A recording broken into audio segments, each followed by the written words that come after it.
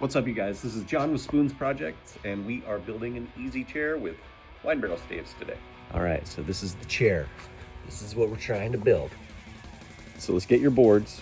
So the breakdown goes, we're gonna have 2 legs for the front, or the, I guess the back, 2 legs for the seat, and then we're gonna have about 10 to 11 boards cut at 28 inches. So 28 inches. The things you'll need for assembly: a pencil for marking, something to measure, I like a yardstick. You're gonna want to pre-drill as well as drive all of your screws. I really like using 1 5/8 inch, but it's always nice to have a couple backup 2-inch screws. These boards have a thickness of 1 inch, but then it kind of gets a little skinnier on the inside. So 2 inches, you're not gonna wanna go deeper than the surface, but 1 5/8 you can dig a little deeper in.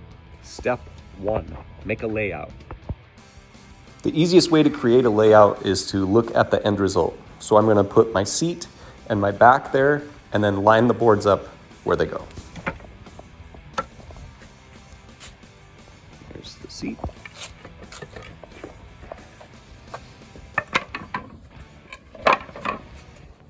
Back. There you go. So the important thing is that the seat is going to be 14 inches deep. And then if you want a bunghole, you're going to need a thicker board on the top, if you don't have a bunghole already.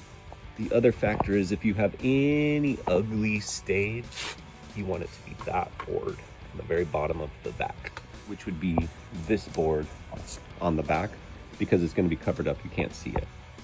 Step 2, assembly. So we're going to start with the back.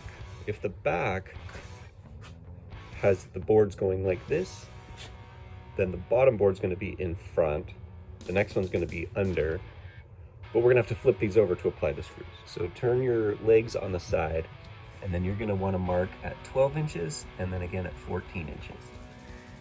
This gap is how upright your seat's going to be. So the bigger this gap is, the more the seat's going to lean back or sit upright. So the smaller the gap, the more upright it's going to be. Now lay down your bottom board, and you're going to want to mark 5 inches on each side. So now when you line your leg up, you're going to want it on the outside of that 5-inch mark.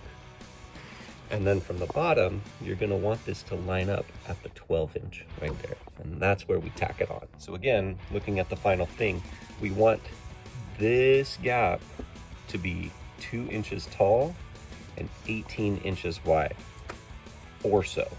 And we also want it 12 inches off the ground. So the very top is at the 12-inch mark. All right, tacking on 1 and 1. And now we can either complete the square, or the second board I like to do is the next one up. This is me choosing to leave my screw up in. So you want the legs the other way. Yeah, you get to screw up. I screw up. This is not my first chair. Okay, so tack 1, tack 2. The next one's going to be on the back side. Before you tack this on, it's always good to just check for squareness. Just 18 3/4.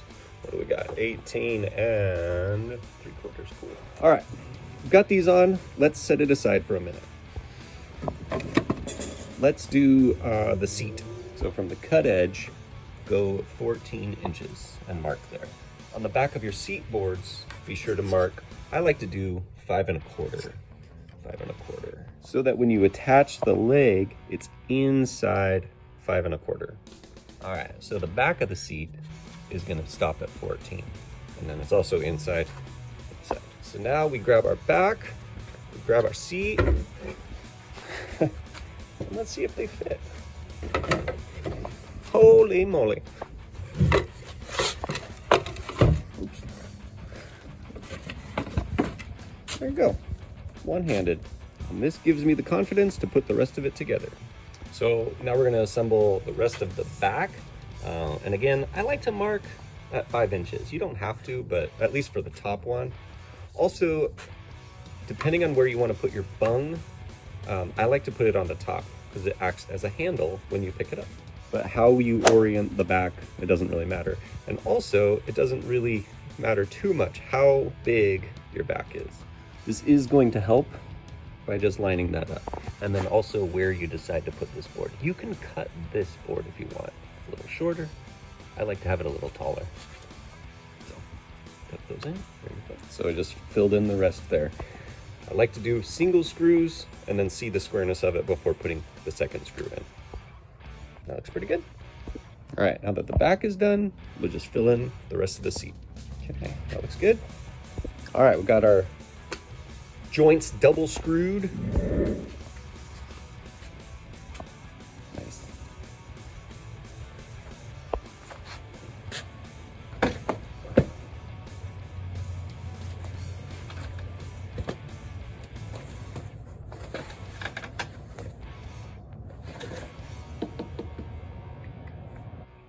That's it for today. See you next time.